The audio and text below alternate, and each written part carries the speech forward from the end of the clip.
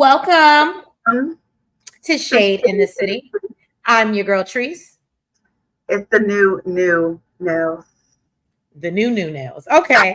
Um, Whoever this co-host is. To me, up there, it says it's nails. But anyway, Hey, thank you for joining us. We're here to do our recap of the Real Housewives of Dubai, season 2, episode 8. What is the name of this episode? The Sisterhood Sisterhood of the Traveling Voice Traveling Note. Voice Note. Yes, that was actually a very good title. Shout out to Bravo. So if you haven't already, Shade Squad and all of our new viewers, please make sure y'all hit that like button. And a subscribe button. And y'all, let's jump into it because it's just I am so disappointed in Ayan. The Chanel of it all. Oh, Was this the beginning of the breakdown? yes, it was. I'm sure it was. Yeah. Let's get into it, Lau. Let's get shaded.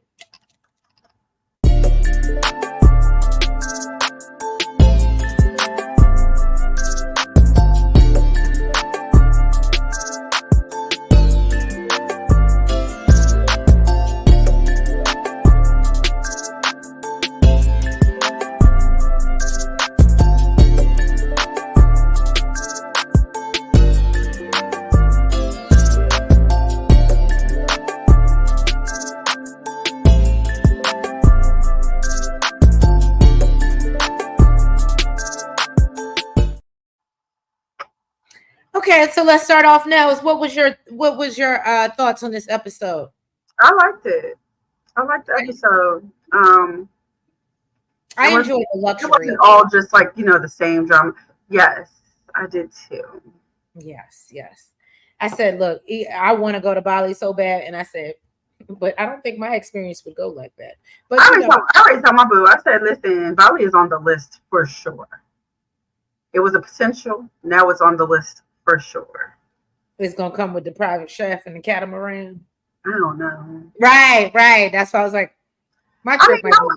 it's all right. I'm still cool. I can do it like the regular folk. You know what I mean? Like I ain't from Dubai. You know what I'm saying? That's And true. still have a good time. You're funny. So yeah, y'all, we kick off this episode. Sergio and Stansberry, they're rehashing the last night's events at the housewarming.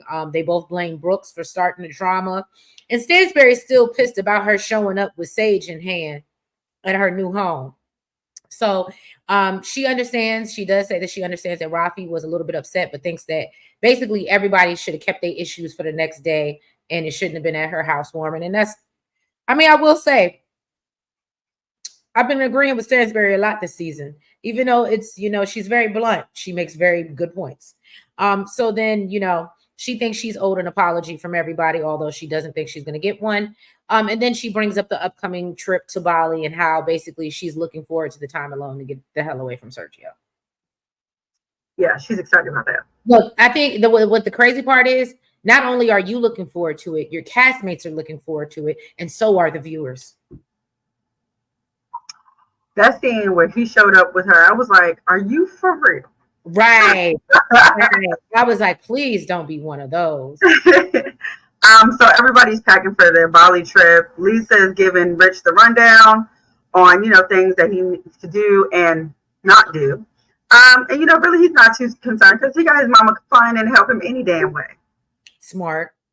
Getting the help, okay. Lisa is more concerned about the drama between Talene and Brooks and, whether they'll be hashing it out or what's going to happen. She don't know what's going to go down. I love when she said it was ghetto. It was so ghetto. She said, I missed that. She said it was ghetto. The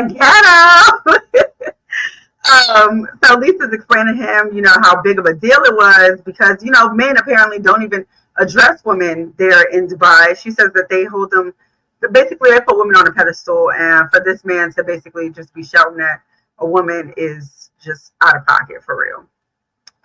Rafi is talking to Talene and says, he's embarrassed by the situation. He basically said Brooks basically knows how to push Talene's buttons, and he really felt the need to intervene. So she said it's ridiculous that Brooks is going around saying that, she begged to be on the show because her and her husband actually went back and forth for a year about whether it was right for them. So this is definitely not something that, Talene is saying it's not something that happened. she's basically she basically tells what. I'm gonna have to call out Talene really fast because of something that you just said, and I didn't realize it until you said it. Now, we all know it took a year, almost two, for Dubai to come back on air after their first year. Mm-hmm. So when you were begging her, I'm using Brooks's words, when we saw you in all the clips and the receipts that Bravo showed, that was season 1. So I'm just confused because you made it seem like the way she's coming off, she makes it seem like Bravo came to her and said, hey, and they thought about it and made the decision that they were going to be on the show. No, you were in Brooks trying to get in her friend group, and you had a year between then and when they actually started filming to make your decision. But let's not act like you didn't come to her and want to be on the show. I'm just saying, she's making it seem, and maybe I'm wrong, y'all correct me in the comments, but she's making it seem like Bravo came to her. Okay, girl. And no shade, but I think that if they had come to her in season 1, I don't think we would have seen Nina. There were other people, like she could have been in place, is what I'm saying. She had the storyline. So yeah. This is weird. This is weird. So, she told her hubby she's actually kind of scared now to go to Bali after, how everything went down. And he told her, basically she'll be fine, just don't engage. And, she'll be in a different environment. So, maybe she'll be willing to listen. Now, Brooks, on the other hand, is scrambling, packing up for Bali because Sarah told her not to pack nothing leather. And apparently most of her shoes are leather. Now, she told Sarah she was considering not going after everything happened. She explained that, her friend had been her friend for many years, and now she feels betrayed by her now. And Sarah told her, regardless of all the BS, basically, y'all both need to have open hearts and listen to each other and hear each other out. Good luck. See, I would have been all for that advice until I learned that Sarah was low-key a hypocrite. So yeah, y'all, we see the lady show up at the airport. Ion, of course, shows up in a gown. She says that she doesn't want to meet God in anything else but couture. So should the plane go down, she's ready. And I said, I'm cool with the gown, but I mean, how much space you gonna have in a big old tutu? That was I don't know. Bless her heart. So then I love how Saba shows up in pajamas. Okay. Stansberry shows up with Sergio and tells the ladies that he's coming, which they're all not happy about. Ion is Ion. Yeah, she's like, yeah, I'm not comfortable with this. And then says in her confessional that the only thing Sergio is missing is boobs and a dress, and he'll be one of them. And I said, wait. Then he finally tells the ladies that basically, I'm just joshing with you. However, he is going to Spain. And so he leaves Stansberry with a poster of him to take along with her. Now, I'm not going to lie. Sergio did look kind of good with that blonde hair. I didn't know that. Listen, at first I was like, I would assume he's giving her a picture of himself, but this is not giving me Sergio in this picture. It was, look, I understand maybe how she fallen. So everyone basically is looking for Brooks. Brooks is MIA. Sarah calls, but she's getting no answer. As they get checked in and head to their gate, still no Brooks, right? So Stansberry doesn't buy that anything. Everybody's like, where's going on? We're worried about her. And Stansberry's like, ain't nothing wrong with that girl. She's like, not me. I ain't worried. Yeah. And she's like, and she's, my words are flabbergasted that everyone is so worried about if Brooks is okay rather than what she did at her housewarming party. And I was like, well, a girl could be missing and hurt, and you still on this housewarming party and how she disrespected your house. Girl, bye. She said absolutely not. So then basically, where are we at now? So yeah, so the ladies finally touched down in Bali. Everyone is still concerned about Brooks. Brooks didn't show up for the flight, except for Stansberry. And then, once they get checked in, Lisa lets them know that she has a private celebrity chef, Luca, coming to prepare dinner for them. And all the ladies, luckily have their separate rooms, which I thought was a very good idea. And because these ladies are used to such opulence, how dare you make us share a room? I could see that being a thing. So I get it. I know. Let me say something. Ion ate. Ion ate. Yes, she did. She ate down. I mean, first of all, we saw her with the bald head. Then she's got now, I guess it's starting to grow back a little bit, and she got the blonde. I said, girl, okay. So at dinner, That's Sarah, how you know she's truly a model. It doesn't matter how you make her up, she still looks good. Like whether you put hair on her, whether you take it off, whether she's just beautiful regardless. yes. So at dinner, Sarah stood up and she said she wanted to set the intention for any problems to be resolved. People that don't know each other very well get more acquainted, and people that love each other more.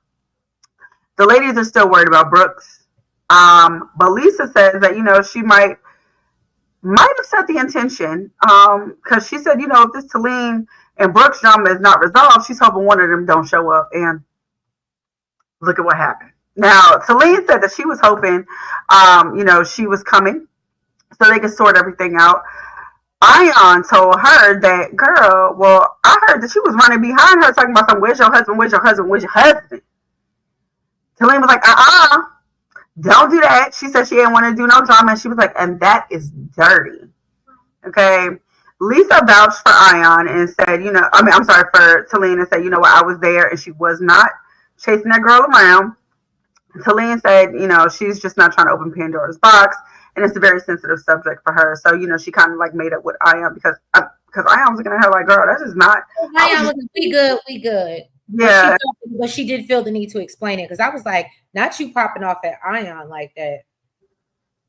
All of a sudden she heard. She was like basically, boo, I'm surprised you want to make up because what I heard you was doing was not giving that you want to make up.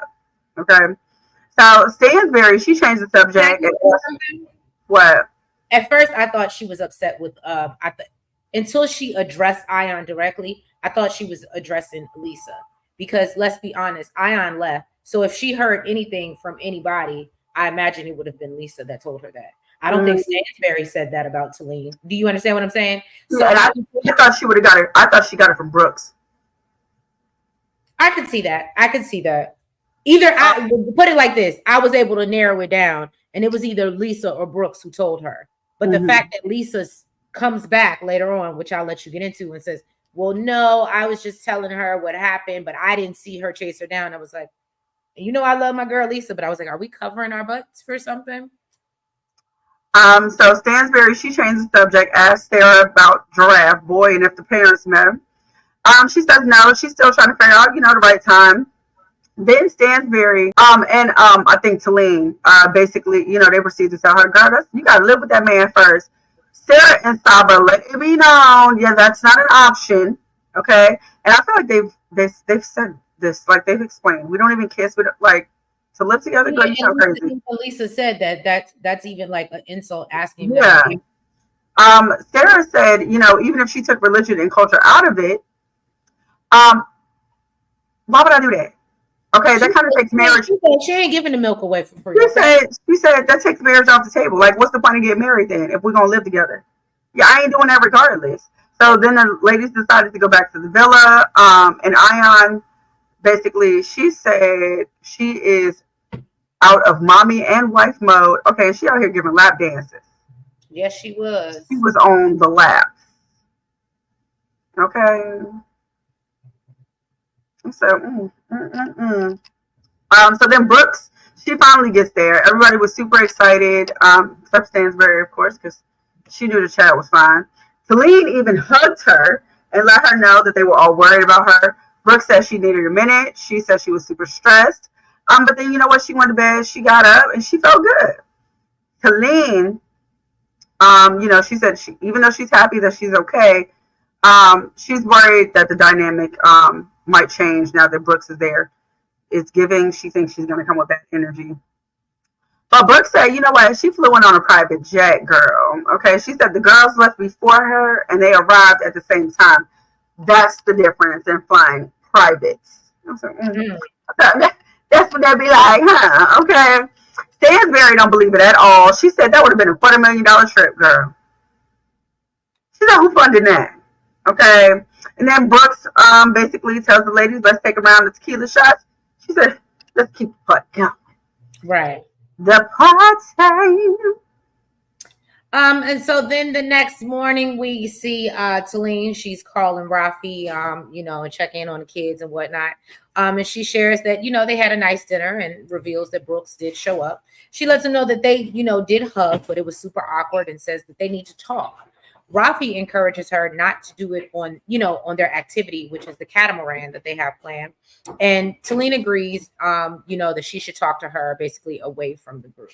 So I guess we should be plotting on there. We should see a conversation, but we don't see it this episode. No. It is to be continued. Then we go see Sarah. She's going to check up on Brooks. And hold on, there we go.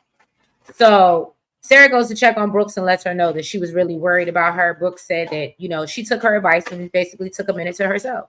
She admits that she's been hurt by some of the things going on and calls Talene fake and two-faced. And she says that she plans to address the elephant in the room and hold Talene accountable. And Sarah tells her, well, you should, as you should. We'll see if she has that same energy by the end of the evening. So then the ladies, they're getting ready to get on the boat. I asked Ashane. So the ladies are getting ready to go on the boat, and Ayan says she's never done this and she's never had a desire to because the ocean has what she called jinn, and we call them sirens. I love it. So you love what? Sirens? Her whole little thing about the jinn. When she explained it, I was like, oh, yeah, she's talking about sirens. Her and Brooks is on the sideline. And, Brooks is explaining basically how hurt she is. And I'm just like, girl, y'all are both hurt. It sounds like y'all need to sit down and talk to each other. And Brooks is like, I know she ain't over here trying to be the peacemaker because that is not your lane. I'll talk to that girl when I'm ready to. Okay. Then Brooks went and sat down next to Stansberry.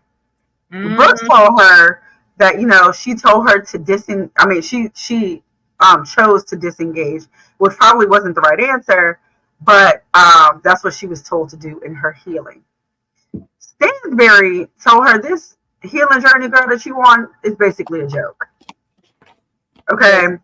She told her that she's very prickly and she was forthright and everyone knew where they stood with her. Now Sarah talks for her and basically they have to go through her to get to the president. Then asked her, and told her she needs to stop the healing because she was better before. Then asked her if she really flew in a private jet. I want to know who's funding it because she's like, girl, I know you ain't that good in bed. She said that coochie ain't that good. Not at all. Not at all. I said not Stansberry commenting on the coochie. Look, you ain't flying a private jet, so don't equate what I got to what you got, but well, and because Sergio can't afford it. So then we get to Ayan and Stansberry. They talking about this voice note that Ayan got her hands on. We see 3 days prior that she was sharing the voice note with Sarah and Stansberry. I'm not Sarah, Talene Stansberry. And basically, it's Sarah on the voice note talking about how she's really not a Brooks fan. Okay. And so Stansberry is pleased since, Sarah made it seem like Brooks was so great. So she can't wait for this to come out. But, Ayan's just sitting on it until, okay. Then we get and they had asked her where she got it from. But Ayan didn't answer. That's true. Then the ladies go to dinner. Everyone is a little tired. Lisa lets the ladies know that she has an early morning Zoom call. Sarah lets the ladies know that the praying and healing portion is, on schedule for the next day. And Brooks brings up the conversation she had on the boat with Stansberry and how she doesn't like the healed Brooks. Okay. Lisa questions why she would want her friend to be in a toxic space. And Stansberry says she doesn't know how to communicate with this version of Brooks, basically. Sarah suggests that she get to know the new Brooks. So then Stansberry accuses Sarah of speaking for Brooks, as we've heard before. And then Sarah says, doing it right now. Right.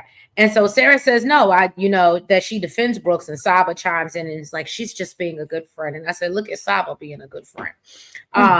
But she's not speaking for her. And then Stansberry says that if Sarah wants to be such a good friend, then she must display accountability, and mentions the voice note Ion played for them. So Brooks is confused, and Ion reveals that, she did share a voice note that Lisa had sent her. And she immediately apologizes to Lisa and is like, I'm sorry, no, I put you in a bad situation. Lisa tells her not only was it messy, but I sent it to you to confirm or ask or verify was Sarah saying what she was saying. I heard you correct. If I heard it correctly. Right. And Brooks is shocked, and Ion is very apologetic. But basically Lisa isn't really feeling her apology right now. And she told her she's like, I can't even trust you right now. But what's so crazy about that whole situation is I saw a preview of the next episode that we get in August, first week in August. We'll be back, y'all. And they actually show Lisa in tears because she said Ion was like yelling at her and cussing her out and da-da-da. So I think that was the real breakdown. I think that Lisa was willing to forgive her, and they probably talked about it, but I think things got hurt nasty, like on a different scale with her and Ion, and maybe she wasn't used to that and just decided that, like, look, I'm not one of your fans, okay? I ain't gonna do this. I don't know. I guess we'll get more into it. Y'all drop down in the comments, let us know what y'all think. I was really surprised that Ion would do this. Yeah. Because when she first played it, I was like, oh, that was messy. But then to find out it wasn't even her voice note, it belonged to Lisa, and Lisa sent it to her, I was like, I want to hear you do that. And then say, sorry, I know I put you in a bad situation. And it's so funny because what makes me so like dispositioned about the whole thing is because she was so hard on Talene about how she, was buddy. I would never do that. I would never do that. And really, that's exactly what you're doing. So yeah, y'all. I mean, she still look good even with that wig on. But yeah, y'all. So y'all drop down in the comments. Let us know your thoughts. If you haven't already, please make sure you hit that like button. Make sure you comment. Make sure you subscribe. And hit the notification bell. And make sure you're following us on all the platforms, the TikTok, the Twitter, the Facebook, and the IG. And yeah, we will catch you back in August because we got to do Olympics. And, we'll come back and let you know who's the winner of the jousting and the wrestling. She will. And we won't. I'm lying. I won't. But yeah, y'all, we will catch y'all back in August. Have a great break. And we'll see y'all. We'll catch y'all then. Bye-bye. Night.